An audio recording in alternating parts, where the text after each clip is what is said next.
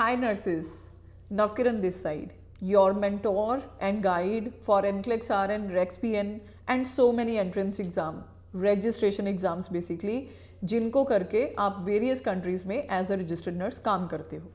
Right now हमारा जो main headquarters है it is situated in Canada और आज मैं डिस्कस करने वाली हूँ 2025 में आप कैसे रजिस्टर्ड नर्स बन सकते हैं ओंटारियो में. देखिए बहुत सारी नर्सेज इस चीज़ पे कंफ्यूज होती हैं कि ओंटारियो में उनको आरएन कैसे बनना है, क्योंकि उनको यूजुअली आरएन और आरपीएन पाथवेज के बीच का डिफरेंस पता ही नहीं होता. And thanks to all the rule changes that have been happening like anything from last 2 years, तो बहुत ही खलबली मची हुई है. कभी सीएनओ अपने रूल्स चेंज कर देती है, कभी अल्बर्टा वाले अपने रूल्स चेंज कर देते हैं. तो बहुत मतलब ये साल कुछ ऊपर नीचे ही रहा. 2025 में बहुत सारे रूल चेंजेस हुए. तो आज इस वीडियो में हम सिर्फ और सिर्फ सीएनओ के ऊपर फोकस करेंगे और मैं आज डिस्कस करूंगी कि सीएनओ का पोर्टल, आपके डॉक्यूमेंट्स, कैसे आरपीएन कैसे आरएन का लाइसेंस आप लेंगे, शुरू से लेके एंड तक का प्रोसेस 1 by 1. और इस वीडियो को एंड तक ज़रूर देखना if you want a complete information on the entire process. खैर स्टार्ट करते हैं. सबसे पहली चीज़, जब किसी ने ओंटारियो में रजिस्टर्ड नर्स बनना है तो 2025 से पहले, अप्रैल 2025 से पहले आप लोगों को एनएनएएस के थ्रू ही जाना पड़ता था अगर आपको सीएनओ की एप्लीकेशन करनी थी. That was mandatory step. लेकिन 2025 अप्रैल में सीएनओ ने अपने रूल चेंज किए और कनाडा की बहुत सारी अदर प्रोविंस की तरह उन्होंने एनएनएएस के साथ साथ अपना एक डायरेक्ट एप्लीकेशन पोर्टल लॉन्च किया. सीएनओ का अकाउंट हम पहले भी जनरेट करते थे, लेकिन पहले मैंडेटरी था कि आपको एनएनएएस कंप्लीट करके फिर सीएनओ में जाना है. लेकिन 2025 में ये रूल चेंज होके सिर्फ इतना ही रह गया कि आप सीएनओ की एप्लीकेशन डायरेक्टली भी जनरेट कर सकते हैं. जी हाँ, यानी कि इसका मतलब है कि हम एनएनएएस को बाईपास कर सकते हैं. तो अब हमारे स्टूडेंट्स जो हैं मैक्सिमम वो एनएनएएस को बाईपास कर रहे हैं. अब एनएनएएस को बाईपास करने का रीज़न ये है कि एक तो एनएनएएस का प्रोसेस जो है वो लॉन्ग है as compare to direct CNO application. दूसरी चीज़, जो एनएनएएस एप्लीकेशन की फ़ीस है वो बहुत ज़्यादा है as compare to directly creating application with the board. And तीसरी चीज़ ये है कि सीएनओ में जो डॉक्यूमेंटेशन चाहिए एग्जैक्टली वही डॉक्यूमेंटेशन एनएनएएस में भी चाहिए. तो डुप्लीकेशन ऑफ वर्क क्यों करना जब एक जगह पे आप एप्लीकेशन क्रिएट करके एलिजिबिलिटी ले सकते हैं. तो जैसे ही 2025 अप्रैल में सीएनओ के रूल्स पास हुए तो सीएनओ ने एक बात बहुत क्लियरली बोल दी थी कि अब के बाद अगर कोई बीएससी नर्सिंग कैंडिडेट हमारे साथ एप्लीकेशन क्रिएट करेगा तो हम उसको आरएन की डायरेक्ट एलिजिबिलिटी देंगे. आरएन मतलब रजिस्टर्ड नर्स. और अगर हमारे पास कोई जीएनएम पास स्टूडेंट, जीएनएम है जी, general nursing and midwifery, it's a diploma which is done in India.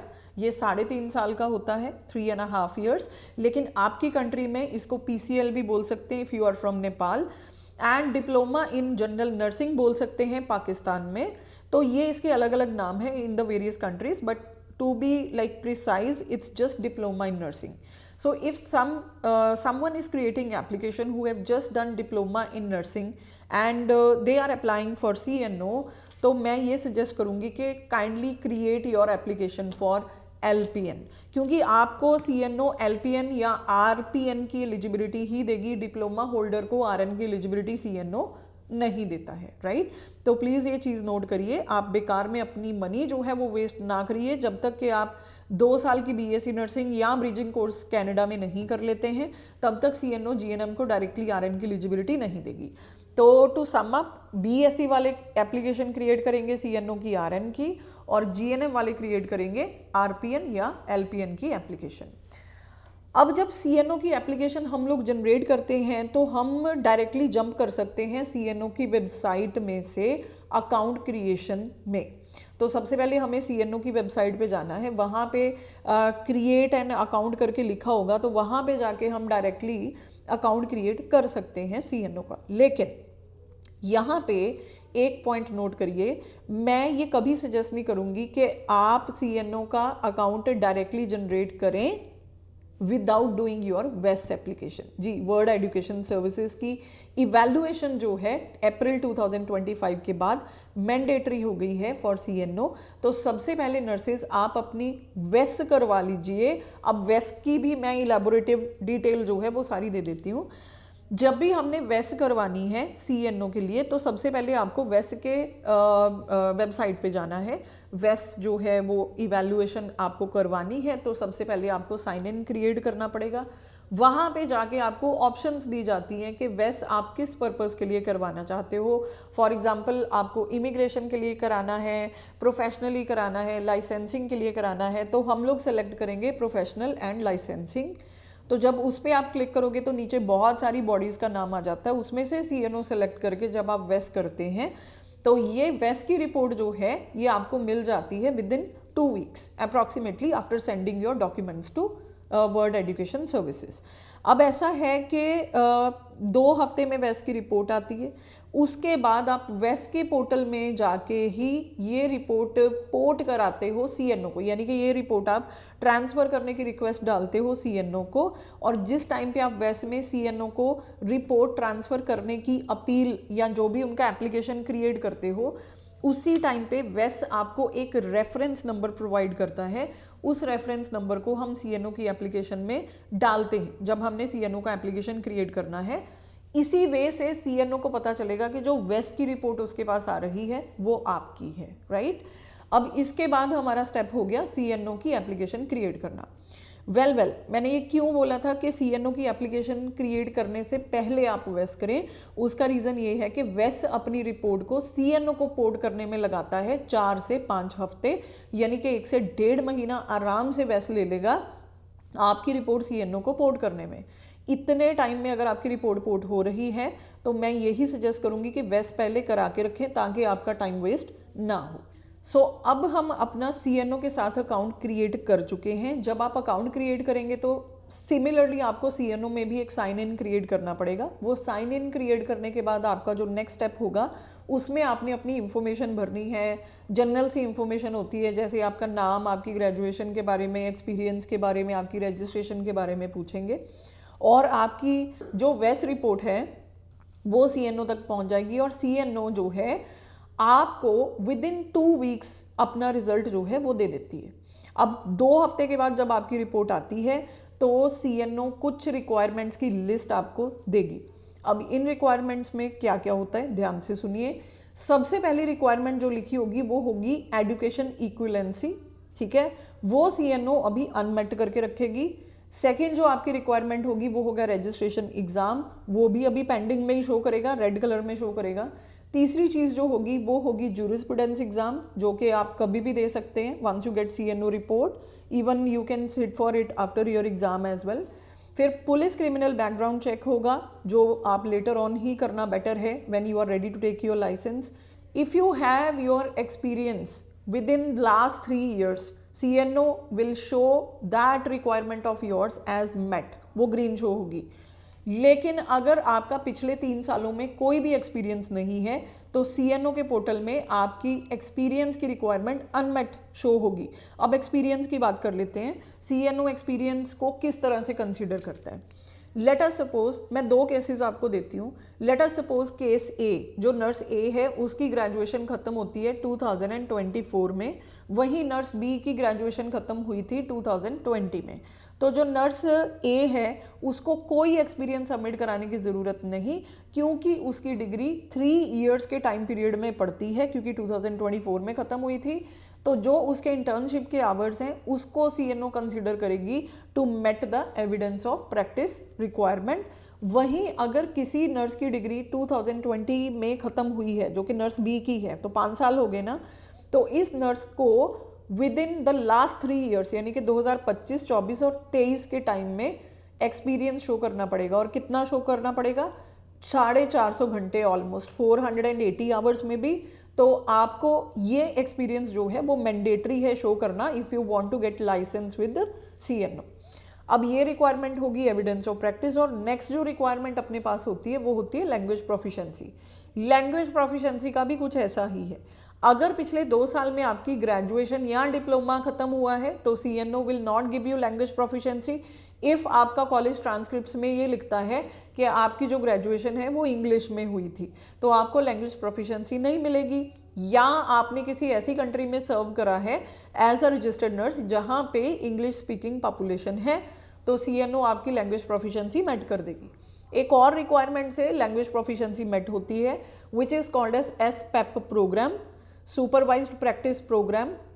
तो बेसिकली इस प्रोग्राम के अंडर आपको 480 घंटे अप्रॉक्सीमेटली इसी कंट्री में, कनाडा में करने होते हैं, किसी भी हॉस्पिटल में under the supervision of a registered nurse. तो जब आप ये कर लेते हो तो आपकी लैंग्वेज प्रोफिशिएंसी की रिक्वायरमेंट प्लस आपकी एक्सपीरियंस की रिक्वायरमेंट दोनों ही मेट होते हैं। तो बहुत सारे बच्चे जो कि वापस इंडिया में नहीं जा सकते, जिनकी ग्रेजुएशन 2022 से पहले हुई है, अभी हम 2025 में हैं तो इस तरह से समझ लेते हैं, अगर किसी की ग्रेजुएशन 2022 से पहले की हुई है एंड ही और she can not go back to India to submit the experience, तो लोग क्या करते हैं, यहाँ पे SPEP प्रोग्राम जो है उसके लिए ईमेल डाल देते हैं। CNO की तरफ से आपको हॉस्पिटल की लिस्ट आ जाती है, हॉस्पिटल में इंटरव्यू होती है, you are being selected for SPEP, then you can fulfil your practice hours अगर आप इंडिया में नहीं जा सकते या अपनी कंट्री में नहीं जा सकते। अब ये हो गया evidence of practice and language requirement. और लैंग्वेज रिक्वायरमेंट का जो लास्ट हमारे पास बचता है ना, कि किस तरह से हम इसको फुलफिल कर सकते हैं, obviously you can go for any language exam.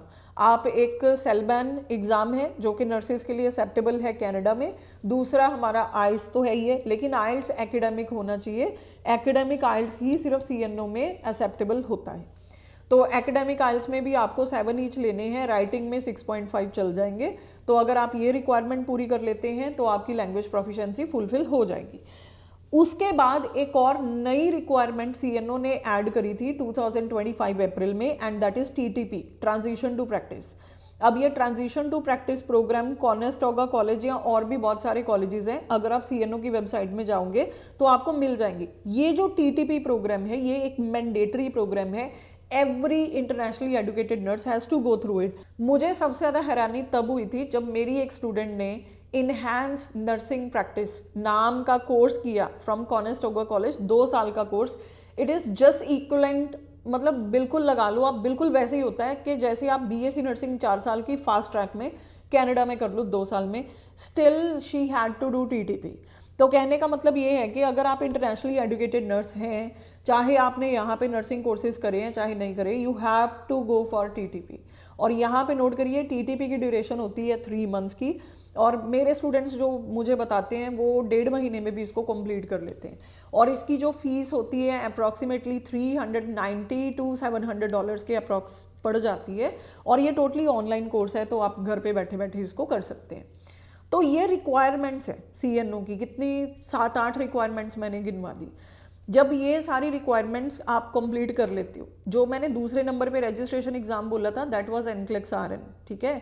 तो जब ये रिक्वायरमेंट आप पूरी कर लेते हो, NCLEX RN for registered nurse and REXPN for LPN, ठीक है, तो ये दोनों एग्ज़ाम भी आप पूरे कर लेते हो, प्लस जितनी भी रिक्वायरमेंट्स है आपने वो पूरी कर ली, तो उसके बाद आपने CNO की लाइसेंशियर के लिए फ़ी होती है वो आप भर के you can get CNO licence and now you are eligible to work in Ontario.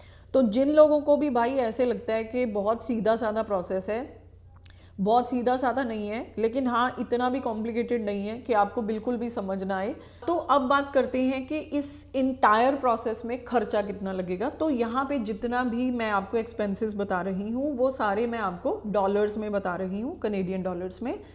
तो अगर हम सबसे पहले वेस की बात करें तो वेस का अकाउंट क्रिएट करने में और एप्लीकेशन करने में आपके चार्जेस लगेंगे $261 कनेडियन डॉलर्स।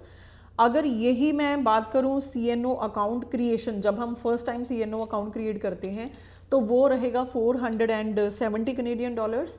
उसके बाद जो ज्यूरिस्प्रूडेंस एग्जाम आप देते हो वो है $45 Canadian dollars. Police criminal background check approximately $60 Canadian dollars. NCLEX का एग्जाम देना है, ATT बुकिंग में $220 कनेडियन डॉलर्स जो है वो लगेंगे।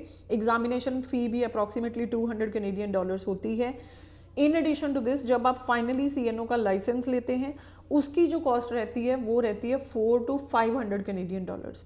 तो approximately I think this would become approximately 2000 Canadian dollars आपका जो है ये बन जाएगा लग लगा के सारा। तो इस तरह से आप देख सकते हैं कि कॉस्ट जो है ये अप्रॉक्सीमेटली आपको इतनी पड़ेगी। आई थिंक इस वीडियो के थ्रू आपको जानकारी तो मिल ही गई होगी। प्लस अगर किसी ने भी LPN की एप्लीकेशन जनरेट करनी है या RN की जनरेट करनी है और उनको इंफॉर्मेशन चाहिए, असिस्टेंस चाहिए इस चीज़ में, तो हमारा नंबर जो है वो मैं डिस्क्रिप्शन में दे रही हूँ। इस नंबर पे आप कांटेक्ट करें। We have a full fledged team जो कि आपकी पूरी हेल्प करेगी इन योर लाइसेंचर प्रोसेस। हम NCLEX RN और REXPN की प्रिपरेशन क्लासेस भी देते हैं। तो अगर आपने इन एग्जाम्स का भी प्रिपेयर करना होता है तो आप हमें कांटेक्ट कर लीजिए। सबसे ज़्यादा रिजल्ट्स नवकिरण नर्सिंग क्लासेस के ही आपको दिखेंगे। तो चलिए इस वीडियो के साथ आज ख़त्म करते हैं यहीं पे, लेकिन नेक्स्ट वीडियो में हम लोग ज़रूर मिलेंगे और मैं आपको बताऊंगी और कौन कौन सी प्रोविंसेस में आप रजिस्टर्ड नर्स कैसे बन सकते हैं। तो मेरे चैनल को सब्सक्राइब कर लीजिए और मुझे इंस्टाग्राम पे फॉलो करना मत भूलना। जल्दी ही आती हूँ और भी इंफॉर्मेटिव वीडियोस के साथ। Thank you so much, take care.